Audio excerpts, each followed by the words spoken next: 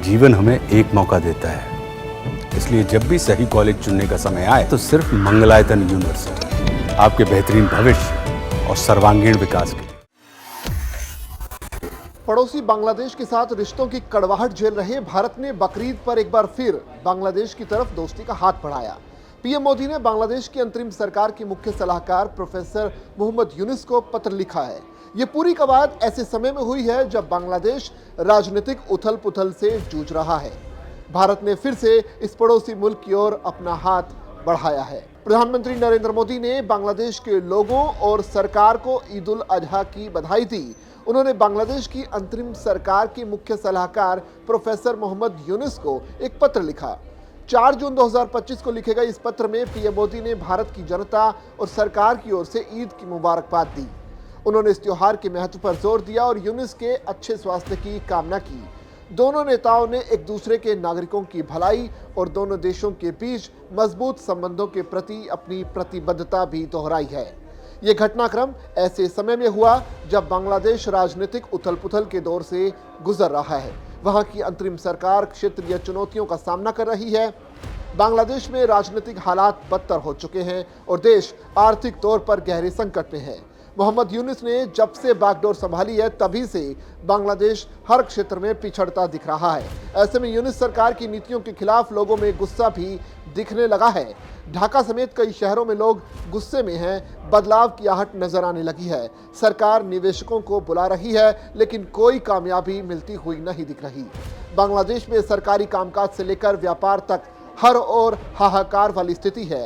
इतने गहरे संकट के बाद भी जिस तरह से मोहम्मद यूनुस पाकिस्तान और चीन का रुख करते दिख रहे थे, उस पर भारत की पैनी नजर थी।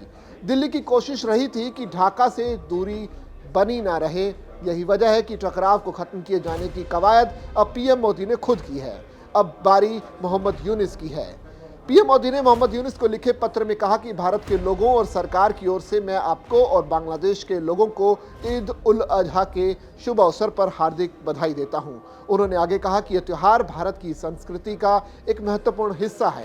यह बलिदान, करुणा और भाईचारे के मूल्यों की याद दिलाता है। ये मूल्य एक शांतिपूर्ण दुनिया बताने के लिए बहुत ज़रूरी भी हैं। भारत ने बढ़ाया हाथ तो 6 जून को यूनुस ने पीएम मोदी के धन्यवाद के लेटर का जवाब भी दिया। उन्होंने ईद के माध्यम से मनाए जाने वाले साझा मूल्यों की सराहना की। यूनुस ने अपने पत्र में कहा कि ईद उल अजहा चिंतन का समय है जो समुदायों को एक साथ लाता है और हम सभी को दुनिया भर के लोगों के अधिक लाभ के लिए मिलकर काम करने के लिए प्रेरित भी करता है। यूनुस के भारत और बांग्लादेश के बीच आपसी सम्मान और सहयोग जारी रखने की उन्होंने उम्मीद जताई। उन्होंने पीएम मोदी के अच्छे स्वास्थ्य और भारत के लोगों की शांति, प्रगति और समृद्धि की कामना की। यह पत्र तब लिखा गया है जब बांग्लादेश में राजनीतिक अस्थिरता चल रही है। भारत और बांग्लादेश दोनों ही क्षेत्रीय स्तर पर कई चुनौतियों का सामना कर रहे हैं। इसके बावजूद दोनों देशों के बीच अच्छे संबंध हैं। ये संबंध कूटनीतिक, सांस्कृतिक और आर्थिक स्तर पर बने हुए हैं। दोनों नेताओं ने अपने पत्रों में एक दूसरे के नागरिकों की भलाई की बात की है। उन्होंने दोनों देशों के बीच हमेशा बने रहने की रिश्तों को भी याद किया है।